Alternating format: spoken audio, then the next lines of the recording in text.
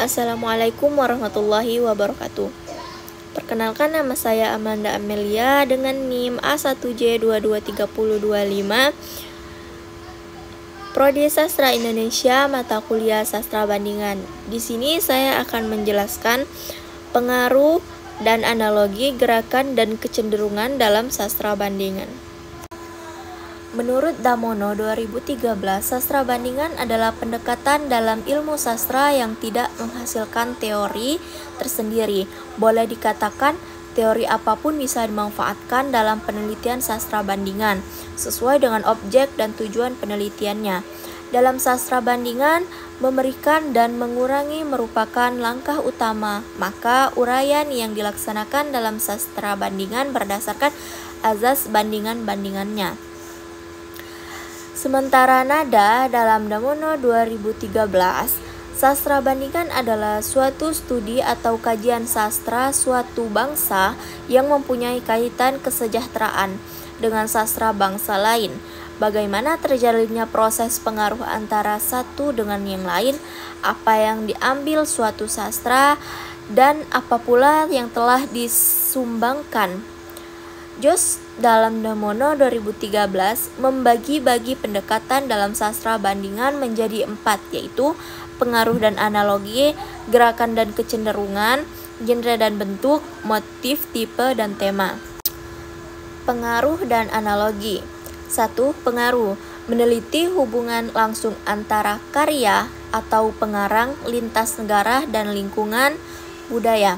Biasanya ada bukti konkret bahwa suatu karya dipengaruhi oleh karya lain. Contoh, Hamka dalam novel Tenggelamnya Kapal Van der Wijk 1939 sering dibandingkan dengan Beach Island karya Pierre Loti 1886 karena terdapat kesamaan tema, cinta tragis, adat, dan laut. Ada indikasi Hamka membaca karya Loti. 2. Analogi. Meneliti kesamaan tema, motif, atau struktur tanpa adanya bukti pengaruh langsung. Kesamaan ini muncul karena latar sosial, budaya, psikologis yang serupa. Contoh, kesamaan tema. Kepahlawanan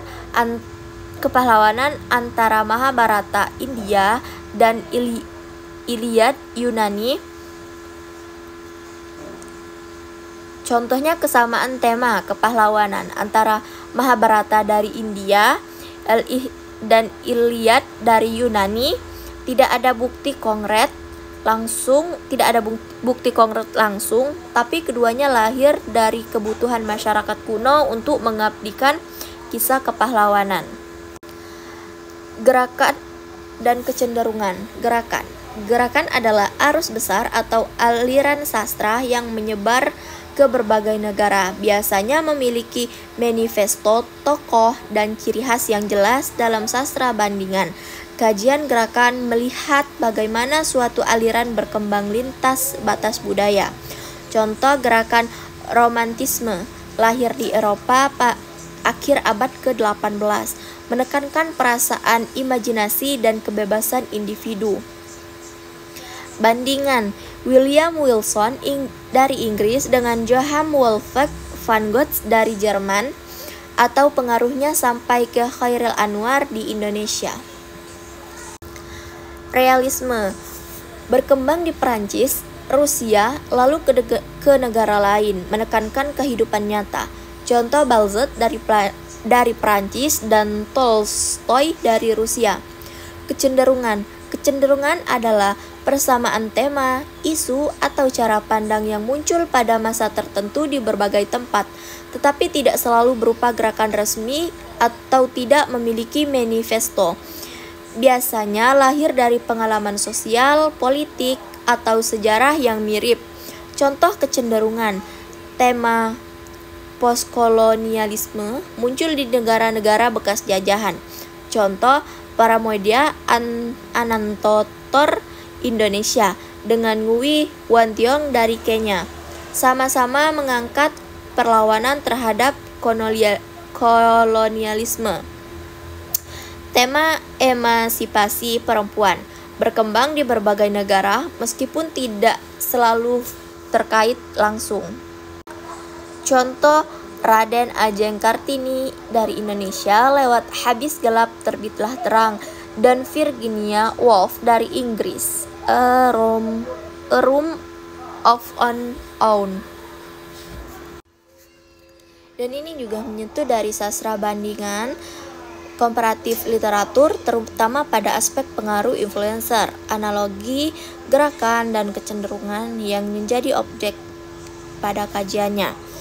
Pengaruh influencer dalam sastra bandingan adalah hubungan langsung antara dua karya, pengarang, atau tradisi sastra yang satu memengaruhi yang lain.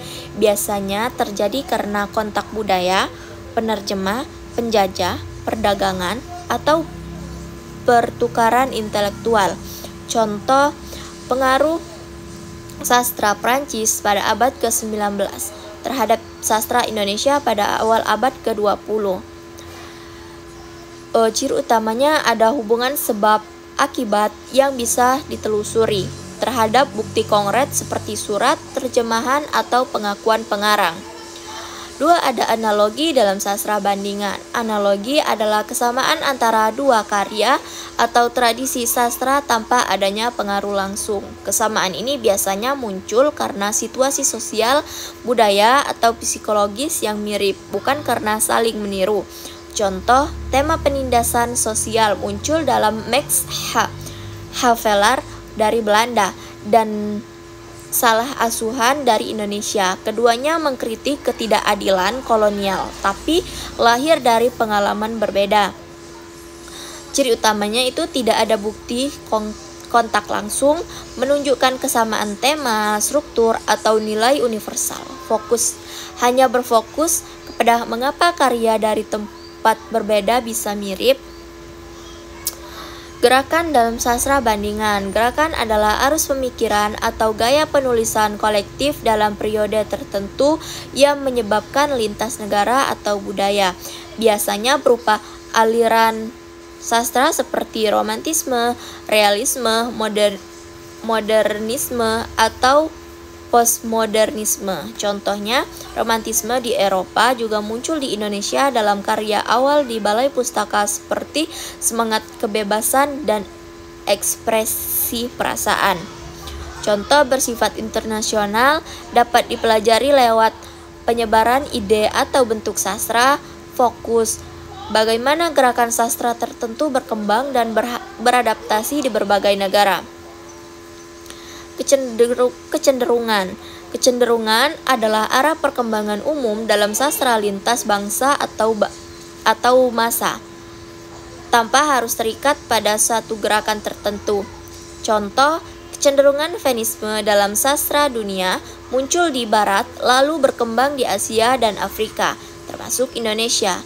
Kecenderungan sastra digital yang kini muncul di berbagai negara dan dengan bentuk yang berbeda. Ciri utama bersifat umum atau evolutif, tidak selalu terorganisasi seperti gerakan, hanya berfokus ke arah mana sastra dunia bergerak. Aspek pengaruh analogi, gerakan, kecenderungan, hubungan antara karya langsung dan tidak langsung, kolektif lintas negara. Bukti kontak budaya, ada tidak adanya penyebaran ide, tidak wajib. Fokus kajian sebab-sebab kesamaan, persebaran aliran, perubahan arahnya. Contoh, layar terkembang dari sastra Prancis, Max Havelaar, Salah Asuh, romantisme, modernisme, feminisme, global, dan dalam sastra digital.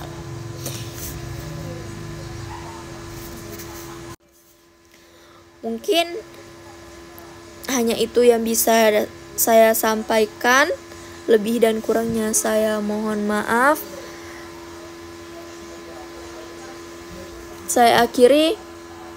Wassalamualaikum warahmatullahi wabarakatuh.